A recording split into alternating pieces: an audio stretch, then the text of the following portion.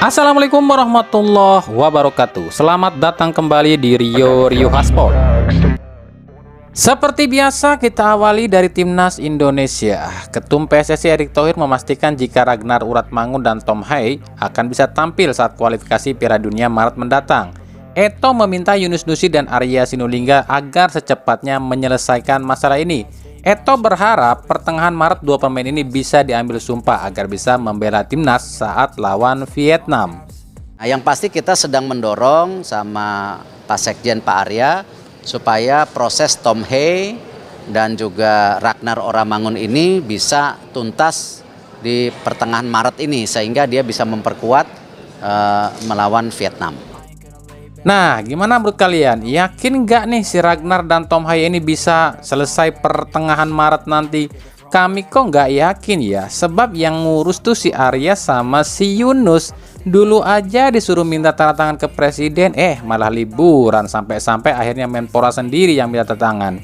Nah sekarang kalau gagal lagi pasti kan alasannya DPR-nya lagi reses sampai Maret dan belum tentu bisa dibentuk anggota DPR yang baru, ya kan? Pasti gitu alasannya kalau gagal. Sebab ya kita tahulah dua orang ini tuh muka dua, di depan Eto manis tapi di belakang ya nusuk. Apalagi soal si Arya Sinulinga ini yang kata dia sih dia nih nggak ada alasan nggak suka sama Sintayong. Buktinya Arya ini baru-baru ini ya bilang kalau klub nggak mau lepas pemain ke timnas U23 itu salah satunya kesalahan Sintayong sendiri. Karena kata si Arya, Sintayong ini nggak pernah mau ngedatangin beberapa klub atau tiap klub buat minta pemain, atau istilahnya ya menurut dia sih minimal Sintayong ini basa-basi gitu buat ngelobi para pelatih klub agar mau melepas pemainnya ke timnas gitu. Lah emang ada ya aturannya di FIFA atau di PSSI kalau pelatih timnas ingin ambil pemain dari klub itu harus minta izin dulu sama pelatih klub? Ini kan nggak ada di aturan FIFA dan PSSI. Nah secara logika gini deh, ini kan membela timnas itu demi negara loh. Pemain itu adalah warga negara dan setiap warga negara wajib membela negaranya jika dibutuhkan. Dan ini ada loh di Undang-Undang Dasar.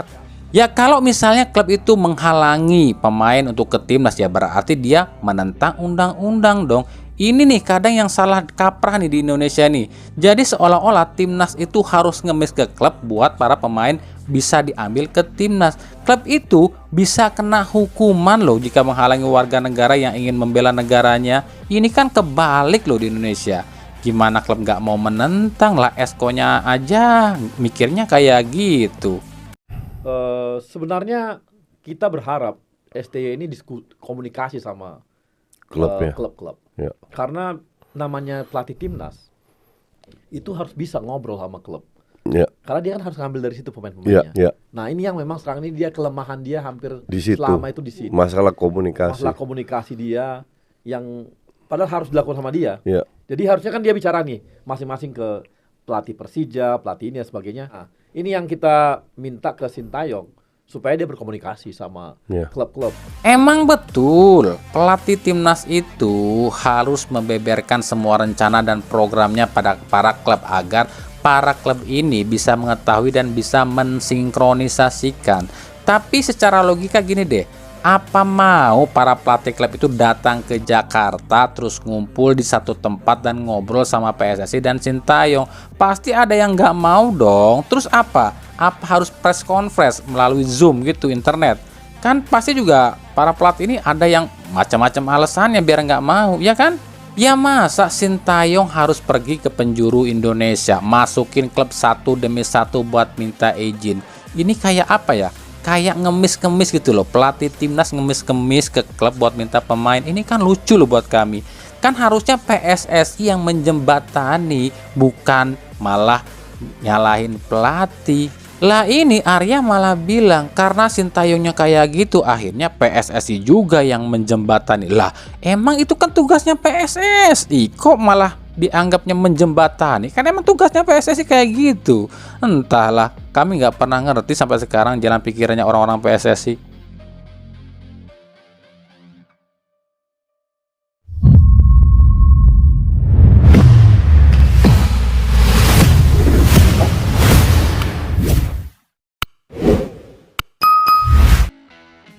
Timnas Indonesia Putri udah punya pelatih baru nih, yakni asal Jepang, Satoru Mochizuki.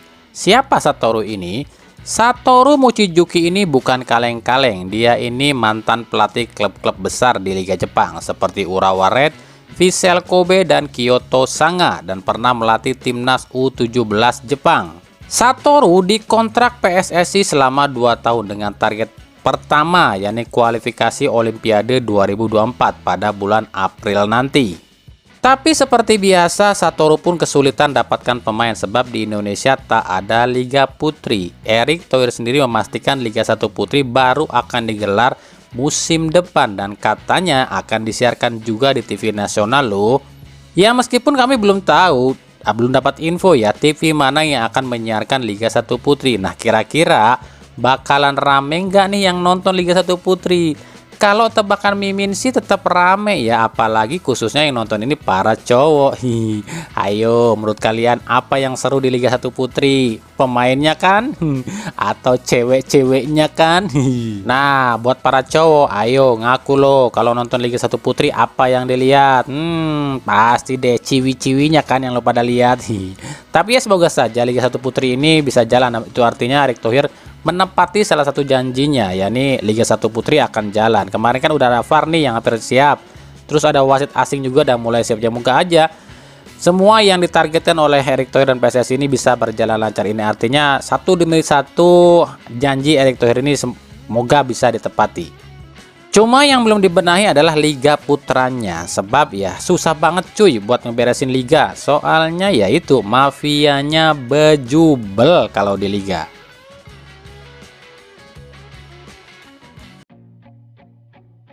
Kita ke berita klub. Di pekan ke-25 ini ada fakta yang unik. Di hari pertama pekan ke-25 ada 4 pertandingan.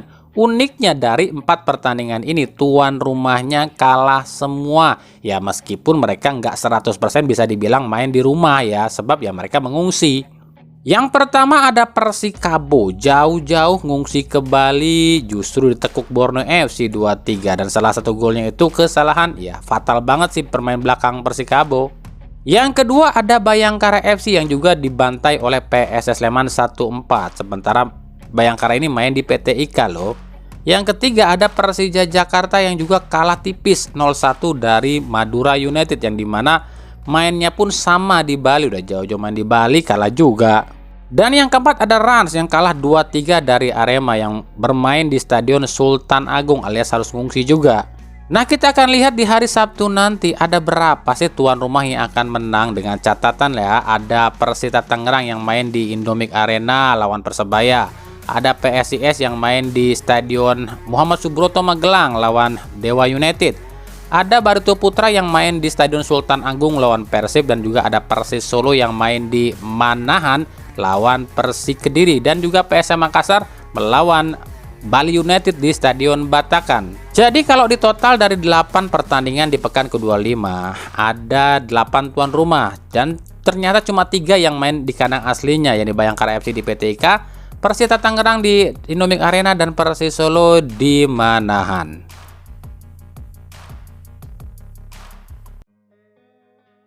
Dari PSS Sleman mengikuti jejak Persija dan Borneo FC yang nggak mau melepas pemainnya, yakni Hoki Caraka. Alasannya sih PSS Sleman ini mengaku nggak punya striker lagi, cuma tersisa ada Ajak Riak sama Sadam Gafar. Dan PSS lagi berjuang agar lolos dari zona degradasi atau nggak terjerembab ke zona degradasi. Ada kan ngelunjak jadinya. Salah PSSI juga sih. Tim yang udah ditetapkan sebagai tersangka match fixing tapi dibiarin. Ngelunjak kan akhirnya. Gede kepala kan akhirnya.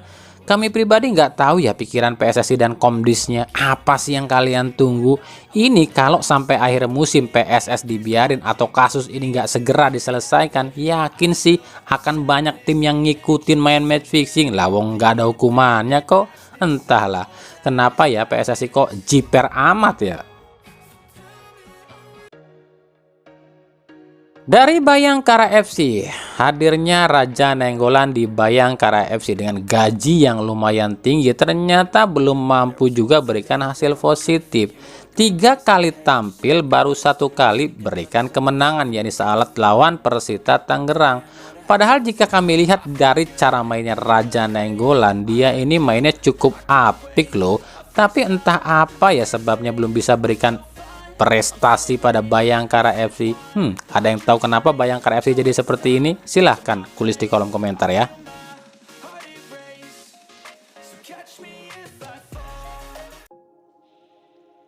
Dari Persib Bandung, ada yang berkomentar nih, Bang, tuh Persib pindahkan ke Jalak Harupat. Lah, kan kami udah bilang di video kami sebelumnya.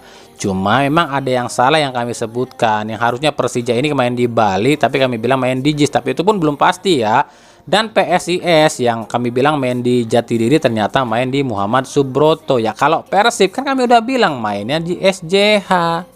Terus juga ada yang nanya, Bang, Persib pindah ke SJH, kira-kira bisa juara nggak ya? Ini pertanyaan yang sulit buat dijawab. Sebab sepak bola itu bukan matematika atau tebak-tebakan. Kami pernah bikinkan loh narasinya. Hayo, siapa yang masih ingat? Kami bilang Persib jadi juara itu ada beberapa ciri-ciri. Ciri-ciri itu adalah kami ambil dari yang sudah-sudah. Yang pertama, Persib jadi juara itu di saat sistem kompetisinya itu bukan kompetisi pool, tapi sistemnya 2 wilayah atau turnamen. Ciri-ciri yang kedua, Persib juara itu kalau Persib nggak pindah-pindah markas dari awal musim tetap di situ terus. Ini jadi juara.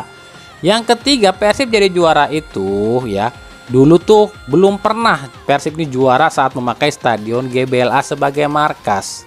Tapi ya silakan saja, boleh setuju atau tidak dengan pendapat kami. Itu kan cuma pendapat berdasarkan beberapa faktor tadi. Ya kebuktinya aja Persib belum pernah juara saat terakhir kali juara di 2014. Habis itu setiap sistem kompetisi full Persib selalu gagal jadi juara. Nah musim ini sistemnya itu semi turnamen sebab ada Champion Series. Tapi ya percuma juga sebab kalaupun Persib finish misalnya nih ya di posisi 4 dan akhirnya juara di Champion Series, tetap nggak bisa main di AFC tuh. Sebab ya yang main di AFC itu posisi 1 dan 2 di akhir klasemen saja, bukan juara atau runner up Champion Series. Catat ya, yang juara dan posisi 2 di klasemen akhir, bukan juara dan runner up Champion Series lo ya.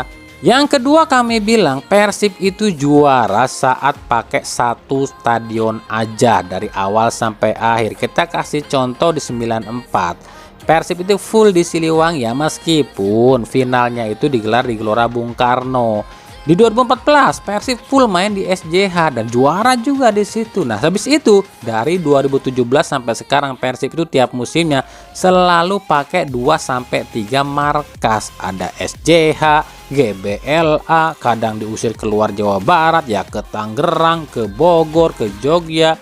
Dan selama itu pula Persib nggak jadi juara. Dan kami bilang Persib belum pernah raih prestasi apapun di GBLA, dan ini fakta. Selama Persib menggunakan stadion GBLA ini, Persib belum pernah raih prestasi apapun. Ya kalau kami ditanya apakah kami optimis Persib bisa jadi juara, ya jangankan Persib, kami mas semua tim juga optimis kok jadi juara. Tapi optimis itu pun harus sesuai realita. Persib musim ini sudah lakukan 1 kesalahan fatal, yakni membuang pemain kunci yang akhirnya justru performa pun jadi anjlok.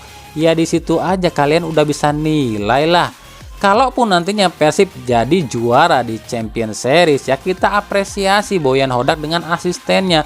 Berarti mereka ini mampu mematahkan kutukan Persib selama ini yang udah kita bahas tadi. Tapi kalau hasilnya nanti Persib ini nggak jadi juara, maka manajemen Persib harus memperhatikan narasi kami.